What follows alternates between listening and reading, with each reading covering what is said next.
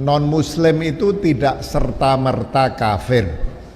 Ada non-muslim yang bisa disebut kafir, sebagaimana ada muslim yang bisa disebut kafir. Ya. Jadi ada non-muslim yang tidak kafir, ada muslim yang kafir. Dan nanti saya akan singgung serba sedikit. Lalu orang mengatakan, ini ajaran baru apa lagi? Kata orang. Terus saya katakan, justru yang baru itu yang mengatakan bahwa non-muslim itu otomatis kafir. Karena kalau kita pelajari pandangan para ulama misalnya, para ulama itu, ulama-ulama besar itu tidak menyatakan bahwa non-muslim itu serta-merta kafir. Nah, tapi karena perkembangan pemahaman umat Islam tentang kata kafir ini yang sangat dipengaruhi oleh kenyataan adanya situasi konflik antara negara-negara muslim yang ditindas oleh negara-negara Eropa yang non-muslim, maka kata kafir kemudian bergeser maknanya menjadi non-muslim, ya. Nah, sebetulnya nanti akan banyak dibahas saya kira oleh Buya Syakur dan Kiai Hussein Muhammad. Kita semua tahu bahwa kata kafaro itu berarti menutupi.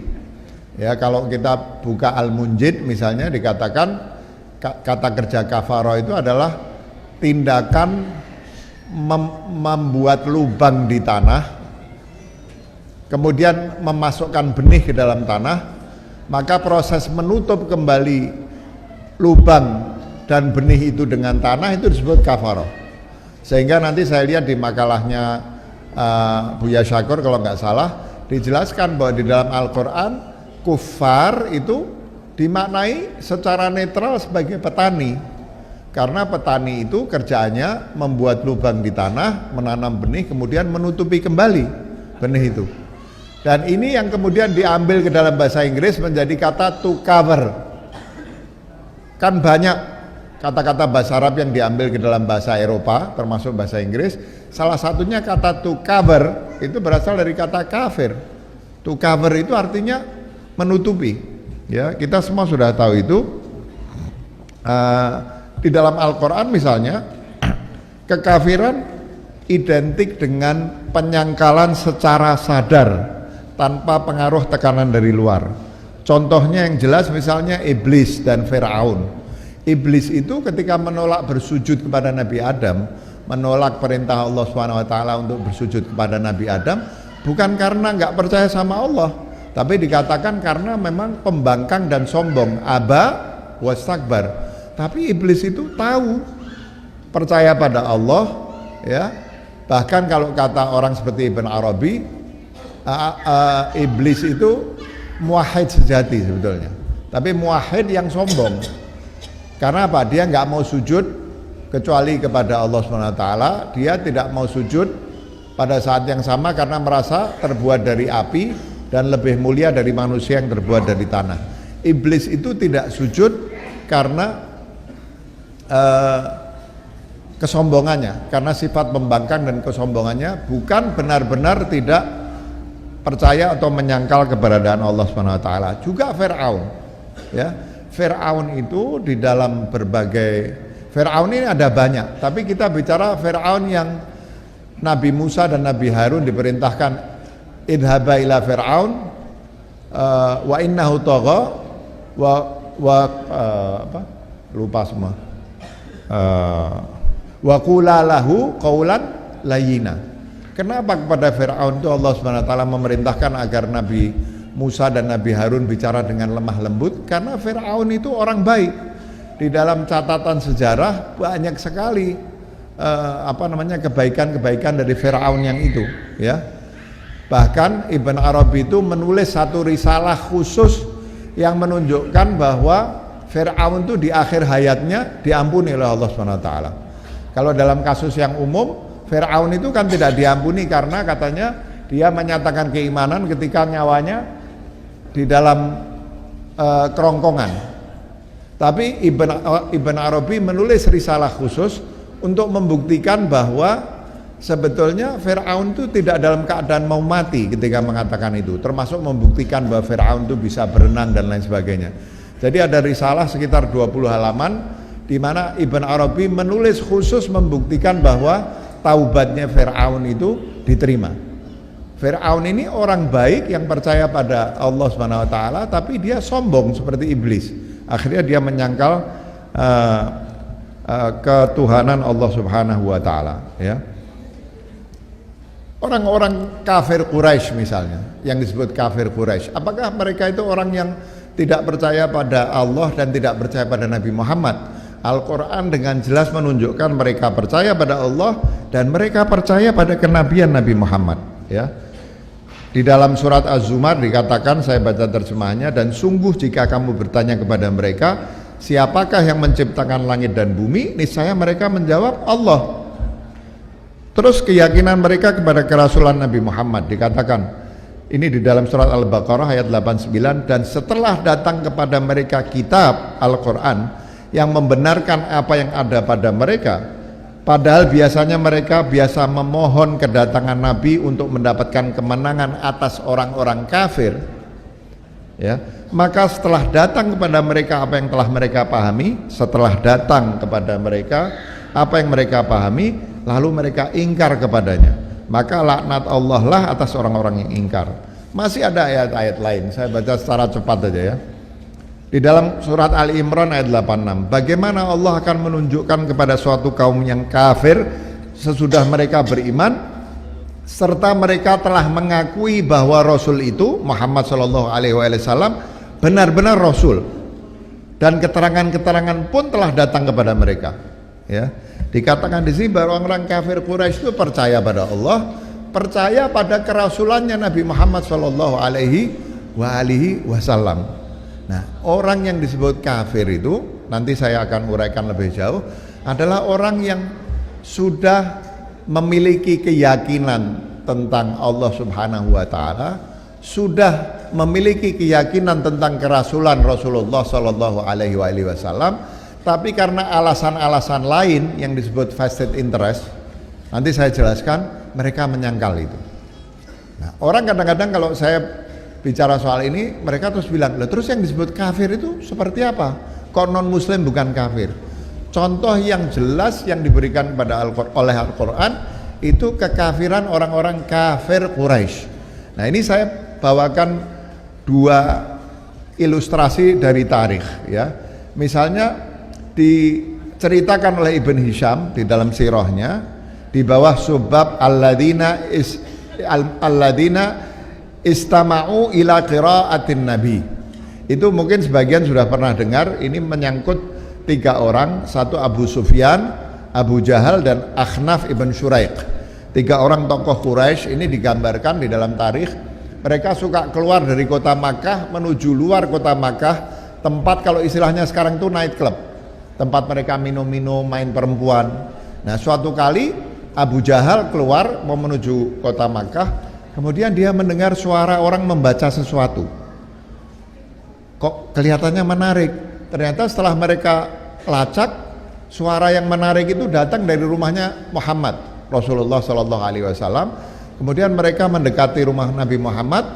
Terus Abu Sufyan mendekati rumah Nabi Muhammad, kemudian meletakkan telinganya di dinding rumah Nabi Muhammad, tertarik pada saat itu Rasulullah sedang membaca Al-Quran. Dan tanpa sadar mereka Abu Jahal meletakkan telinganya di dinding rumah Rasulullah sampai tiba-tiba pagi datang. Jadi berjam-jam. Begitu mereka itu tertarik oleh bacaan Al-Qurannya Rasulullah. Dia kaget ketika hari mulai terang, dia menoleh kanan kiri takut orang melihat. Pas menjauh dari rumah Nabi Muhammad, dia ketemu dengan Abu Sufyan dan Akhnaf ibn Syuraiq, yang ternyata sama-sama meletakkan telinganya di sisi-sisi rumah Rasulullah karena mendengar bacaan Al-Quran Rasulullah. Ketika ketemu itu mereka kaget, kamu dari mana, kamu dari mana? Ternyata ketiganya habis menempelkan berjam-jam telinganya mendengarkan Rasulullah membaca Al-Quran. Terus mereka bilang, wah, ini kalau sampai orang tahu bahwa kita berjam-jam terpesona oleh bacaan Al-Qurannya Muhammad, apa kata orang itu? Katanya, mari kita berjanji mulai sekarang kita nggak akan melakukan hal itu lagi. Terjadi esoknya Abu Jahal lewat rumah Nabi Muhammad, dengar lagi, terpesona lagi, lihat kanan kiri nggak ada orang, dia tempelkan lagi telinganya, berjam-jam mendengarkan Rasulullah membaca Al-Quran sampai terang lagi. Kaget dia, mau lari, ternyata Abu Sufyan dan Akhnaf bin Syurah juga menempelkan itu. Terjadi sampai 3 kali, dan mereka akhirnya berjanji betul-betul nggak boleh sejak saat itu mereka mendengarkan Al-Quran di rumah Nabi Muhammad, dan akhirnya mereka berhenti. Nah, itu satu petunjuk bahwa sebetulnya mereka itu tahu, yakin dan merasakan kebenaran wahyu yang dibawa oleh Rasulullah SAW. Kenapa mereka tolak? Ya, kenapa mereka tolak? Nah, ini yang Ini yang akan saya sampaikan, ya. Ini kenapa yang saya sebut kafir itu orang yang sudah yakin akan kebenaran dan kemudian menolak karena alasan lain. Nah, kita tahu bahwa kota Makkah itu kalau dari segi sumber daya alam tuh nggak ada sama sekali. Sampai sebagian orang mengatakan asal kata kota Makkah itu katanya Bakkah. Ya. Orang yang datang ke situ karena sulitnya ekonomi, bukan sulitnya ekonomi, sulitnya berusaha, itu sampai mereka menangis meskipun ada versi lain dari asal muasal kata Makkah itu. Nah, tapi Makkah itu punya Ka'bah. Ka'bah ini selalu didatangi oleh para kafilah, itu yang di dalam surat li'ila fi Quraisyin ila fihim rihlatas syifai wa rihlatas syifai wasaif. Ini karena saya berangkat bangun jam 4 pagi, ini acara ketiga. Jadi kalau siang tadi baterai sudah turun, ini sekarang bukan baterai, otak sudah nggak bisa diajak kompromi. Nah, itu yang diceritakan kafilah yang ganti musim mengubah rutenya, tapi mereka itu selalu melewati Makkah sambil mengatur pembelian perbekalan mereka ketika sampai ke Makkah. Jadi dihitung perbekalannya, nanti mereka mampir Makkah, perbekalannya habis, mereka akan membeli barang-barang dari pasar-pasar di kota Makkah. Ini diceritakan misalnya pada bukunya Hussein Haikal, Hayat Muhammad, ya, diceritakan. Dan bukan itu saja, kota Makkah itu menjadi pusat wisata pada waktu itu karena adanya Ka'bah dan adanya berhala-berhala di dalam Ka'bah. Ya. Jadi akhirnya apa? Pasar-pasar di Makkah itu disebutkan di sini misalnya Ukad, ya, kemudian Mijannah dan Dilmajaz, itu 3 pasar yang selalu ramai oleh kafilah dan wisatawan yang datang ke Makkah. Kemudian terjadilah perdagangan di situ, ya. Seperti Singapura. Singapura itu nggak punya sumber daya alam, tapi dia pusat perdagangan. Jadi ekonomi kota Makkah itu maju, dan yang mengambil manfaat dari majunya ekonomi kota Makkah itu adalah pimpinan-pimpinan orang Quraisy di situ, termasuk Abu Sufyan, Abu Jahal, Abu Lahab dan lain sebagainya. Ya, nah mereka bisa menjadi kapitalis dan pemimpin itu karena adanya kegiatan ekonomi yang stimulusnya datang dari datangnya orang-orang untuk menyembah berhala di Ka'bah. Ketika Rasulullah pertama kali jadi nabi, mereka tidak menolak karena ini nabi yang mereka tunggu. Tapi begitu mereka dengar Rasulullah melarang mereka menyembah berhala, ya, pada saat itu ini persoalan survival ekonomi politik. Kalau sampai mereka mengikuti Rasulullah, berhala-berhala itu dihabiskan di dalam Ka'bah, maka kafilah-kafilah nggak akan lewat situ, wisatawan nggak akan datang. Akibatnya perekonomian Makkah akan mati menurut khayalan mereka, dan mereka akan menjadi miskin dan kehilangan kekuasaan. Nah, jadi kekafiran itu sekali lagi kita lihat, mereka percaya pada Allah, mereka percaya pada kerasulan Nabi Muhammad, tapi karena takut miskin, karena mereka takut kehilangan kekuasaan, mereka menolak ajaran Nabi Muhammad SAW. Ini yang disebut kafir. Ya, maka kemudian para ulama dari zaman dulu sampai ulama modern itu mensyaratkan bahwa seseorang itu baru boleh disebut kafir kalau sudah terjadi apa yang disebut sebagai qiyamul hujjah, tegaknya hujjah. Tegaknya hujjah itu artinya apa? Bahwa sudah sampai kepada mereka hujjah yang meyakinkan tentang kebenaran agama Islam. Kalau mereka baru mendengar agama Islam, tapi agama Islam yang mereka dengar belum sampai menjadi sebuah hujjah yang meyakinkan mereka, lalu mereka menolak Islam, mereka nggak bisa disebut sebagai kafir. Jadi yang disebut tidak sampai dakwah, seperti misalnya ulama modern itu Syekh Mahmud Shaltut. Syekh Mahmud Shaltut itu dalam Al-Islam Aqidah wa Syariah itu mendefinisikan yang tidak sampai dakwah itu bukan cuma orang yang tinggal di tempat-tempat yang jauh, tapi orang-orang yang Islam sampai kepada mereka, tapi sampainya tidak dalam keadaan meyakinkan, tidak dalam keadaan membuat mereka yakin bahwa Islam ini memang agama yang benar. Dengan kata lain tadi saya sebutkan belum terjadi apa yang disebut qiyamul hujjah. Seringkali kalau saya ngomong begini di beberapa ini, orang mengatakan, loh Pak, di zaman internet dan komunikasi seperti ini, masa orang nggak bisa tahu tentang Islam? Saya biasanya nggak mau jawab panjang lebar. Saya mau tanya juga dengan yang hadir di sini.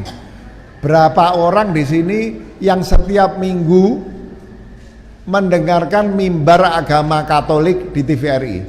Saya mau tanya. Ada nggak? Saya mau tanya berapa orang yang setiap hari buka internet belajar agama Kristen atau Katolik atau Buddha atau Hindu untuk mencari kebenaran? Siapa? Nah, saya bilang, lah kok enak, kamu nggak mau mempelajari agama orang dan kamu meminta orang lain mengajari agamamu. Sama seperti kita, mereka juga nggak belajar agama Islam, ya. Karena itu nggak bisa kita bilang ini zaman internet orang pasti tahu Islam.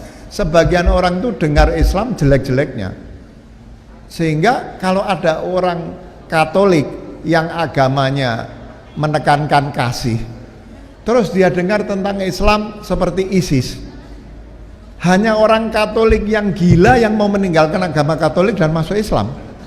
Kalau yang dia dengar adalah Islam sebagaimana yang dihayati oleh orang ISIS. Nah, orang-orang seperti ini termasuk orang-orang yang tidak tegak syarat adanya hujjah yang meyakinkan mereka. Seseorang tidak disebut kafir sebelum hujjah yang meyakinkan tegak atas diri mereka. Saya mengutip misalnya Imam Ja'far Shadiq, gurunya para a'immah madhab di kalangan kita, mengatakan sekelompok orang tidak disebut kafir bila mereka jahil, tidak tahu, bahkan mereka tahu tapi diam dan tidak menentang. Ini pernyataan Imam Ja'far ini luar biasa menarik. Kalau tidak tahu tidak boleh disebut kafir. Kalau tahu tapi mereka tidak mengganggu, mereka diam, tidak boleh disebut kafir. Ya.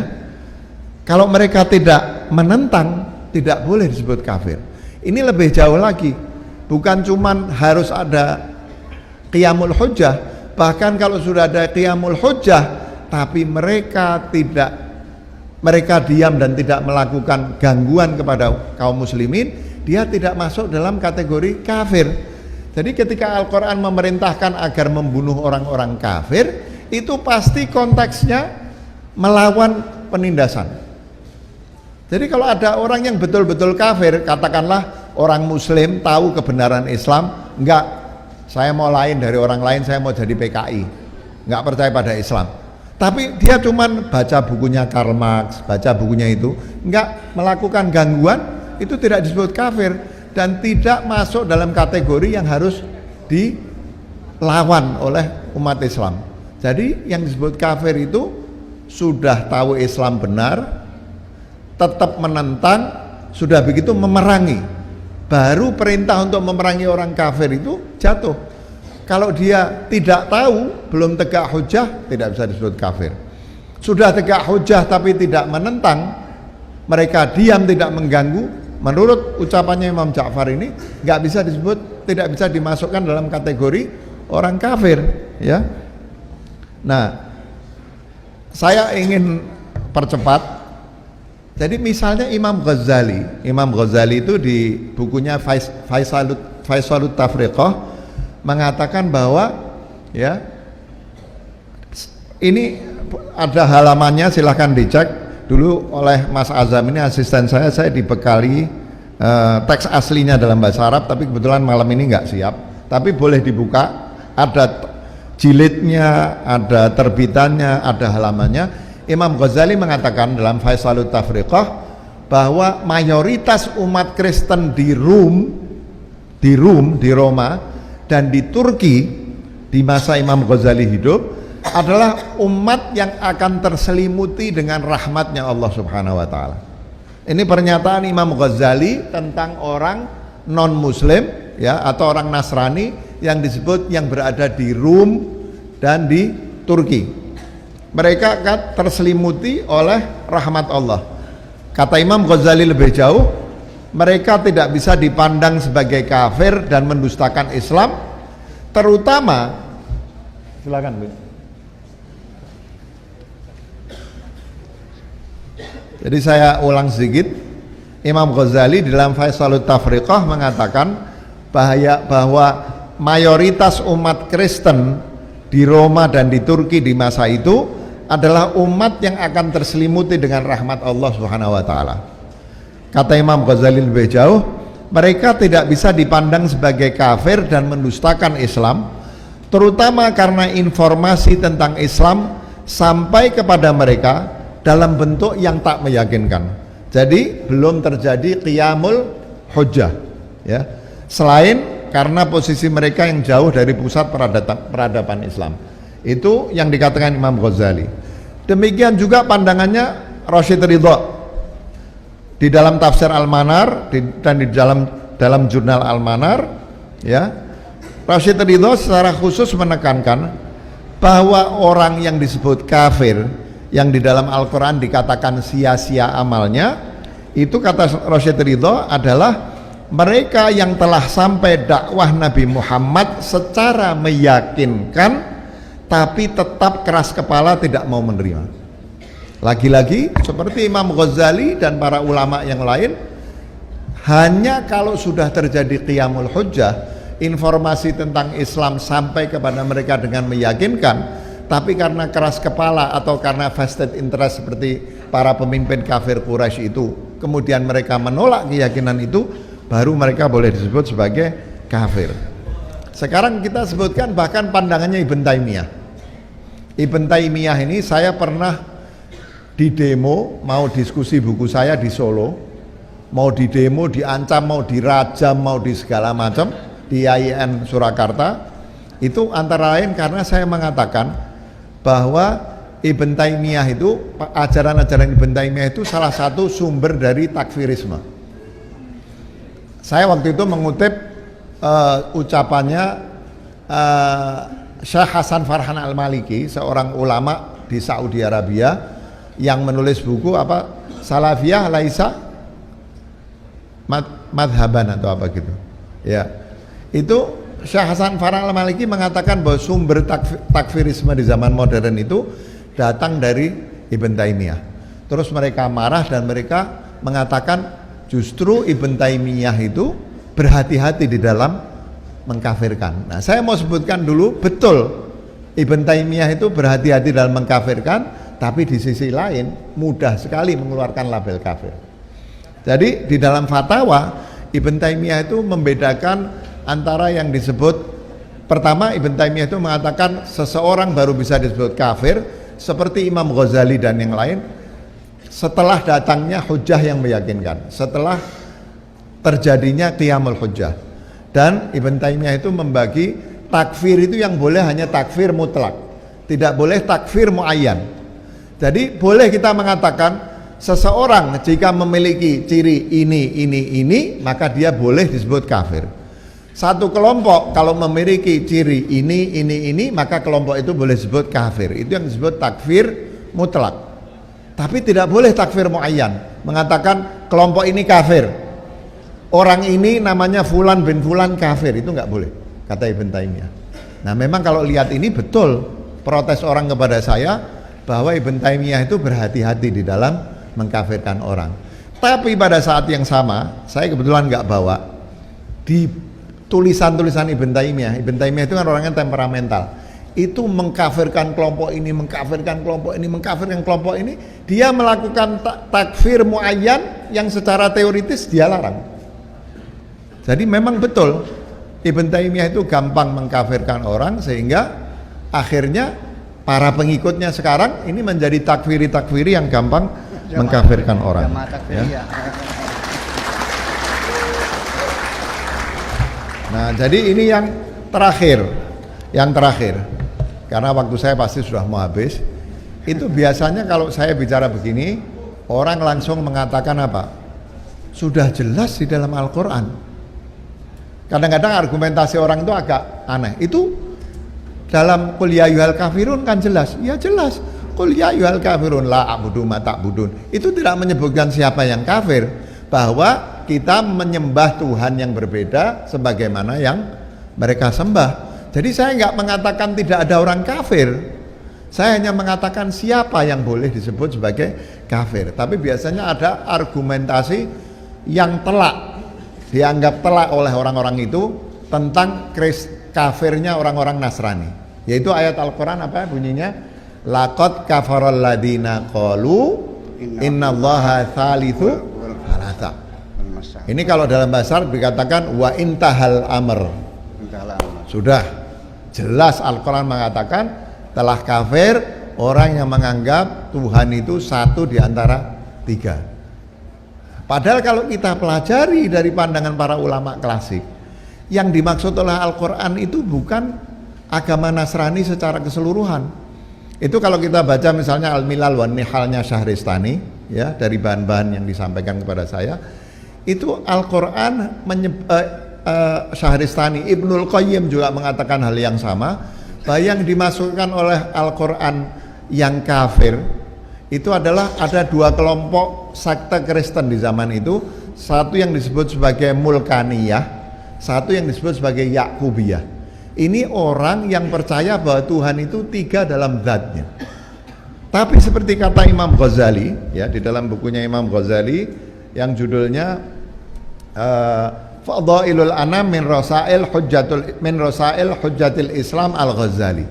Di dalam kumpulan Rasailnya Imam Ghazali mengatakan, ya, bahwa Trinitas itu bukan syirik. Kata Imam Ghazali. Kata Imam Ghazali, Trinitas itu salah satu bentuk tauhid. Imam Ghazali mengatakan dalam Fadhailul Anam bahwa Trinitas itu adalah salah satu bentuk tauhid. Karena apa? Karena kata Imam Ghazali tidak setuju itu Tuhan Bapa, Tuhan Anak, Tuhan itu enggak. Tapi Trinitas itu bukan syirik. Karena kata Imam Ghazali dalam Trinitas itu tiga Tuhan itu, tiga itu difahami sebagai tiga sifat. Satu Tuhan dengan tiga sifat. Makanya disebut Trinitas. Tri dalam unitas. Tiga sifat dalam satu jauhar, kata Imam Ghazali. Jadi bukan tiga jauhar. Yang dikritik oleh Al-Quran ketika mengatakan laqad kafaral ladina qalu innallaha thalithu thalatha, itu bukan Trinitas, tapi pandangan Triteisme dari dua sekte yang ada di Jazirah Arab, yaitu sekte Mulkaniyah dan sekte Yakubiyah. Jadi kalau kita pelajari dalam Al-Quran, sebetulnya jelas, dan pandangan ulama yang dulu, termasuk pandangan Ibn Taimiyah maupun pandangan ulama khalaf seperti Rasyid Ridha dan Shaltut yang tadi saya sebutkan, bahwa tidak ada pendapat yang mengatakan non muslim itu otomatis kafir, itu nggak ada. Jadi ketika saya diprotes ini ajaran baru apa lagi, saya balik, justru yang baru itu yang mengatakan bahwa non muslim itu otomatis kafir. Para ulama tidak mengatakan hal seperti itu, ya. Ringkasnya saya tidak akan bahas. Kufur itu kategori moral, bukan kategori teologis, ya. Atau sebagian besar dari makna kekafiran itu masuk dalam kategori moral. Maka di dalam Al-Quran, di dalam hadis dan di dalam Al-Quran juga sering dikatakan bahwa orang-orang yang muslim tapi akhlaknya buruk, itu disebut sebagai orang yang tidak beriman. La yu'minu ahadukum hatta yuhibba li akhihi ma yuhibbu li nafsihi. Ya, tidak beriman seorang kalau dia kenyang, tetangganya kelaparan. Ya, banyak sekali itu. La yasriqu sariq hina yasriq wa huwa mu'min wala wala yazni zani hina yazni wa huwa mu'min. Ya, banyak sekali itu kategori yang mengatakan bahwa orang-orang muslim itu bisa tidak beriman, ya. Dan itu adalah salah satu makna dari kekafiran. Nanti akan dibahas oleh saya kira Buya Syakur atau Kiai Husain Muhammad. Sebetulnya itu kategori, sebagian besarnya adalah kategori moral. Sehingga tidak mesti non muslim itu kafir, tapi non muslim yang jahat, yang moralnya buruk, dia kafir. Sebagaimana muslim yang moralnya buruk itu juga kafir, ya.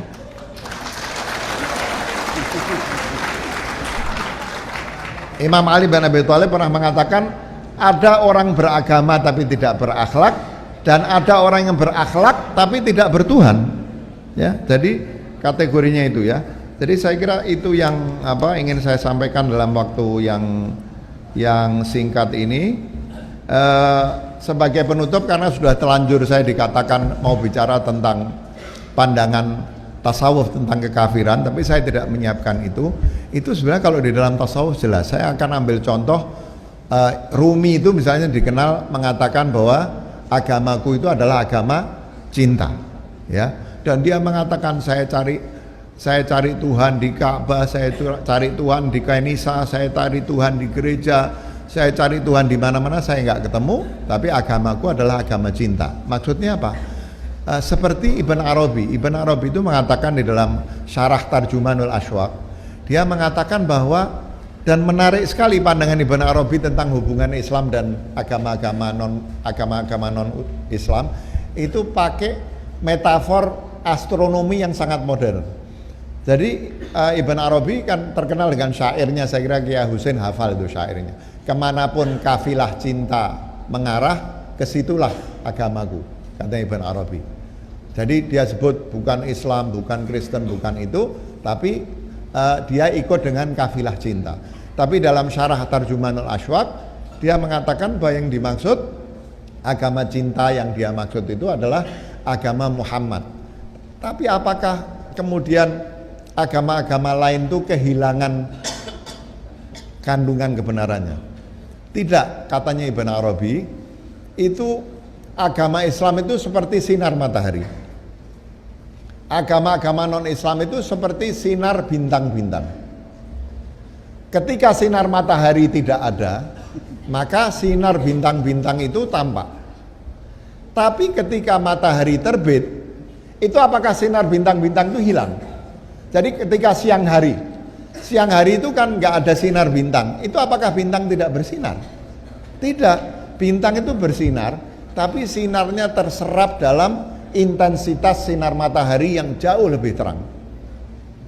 Jadi Ibn Arabi bukan mengatakan ketika Islam datang maka agama lain kehilangan kebenarannya, tapi Ibn Arabi mengatakan ketika Islam datang mencakup kebenaran agama-agama lain dan menambahkan, menyempurnakan kebenaran-kebenaran yang ada di agama lain. Tapi Sufi itu tidak eksklusif, Sufi itu inklusif. Bukannya mengatakan agama lain tidak benar, tapi Islam telah mencakup dan menyempurnakan ajaran agama-agama lainnya. Jadi kapan-kapan nanti saya akan bicara, insya Allah saya siapkan, saya research sedikit tentang pandangan kaum Sufi tentang kata kafir. Tapi kalaupun saya bicara itu, saya nggak berani bicara di sebelahnya Buya Syakur dan Kiai Husain Muhammad. Ya. Jadi nanti saya bicara sendiri insya Allah. Demikian, terima kasih. Assalamualaikum warahmatullahi wabarakatuh.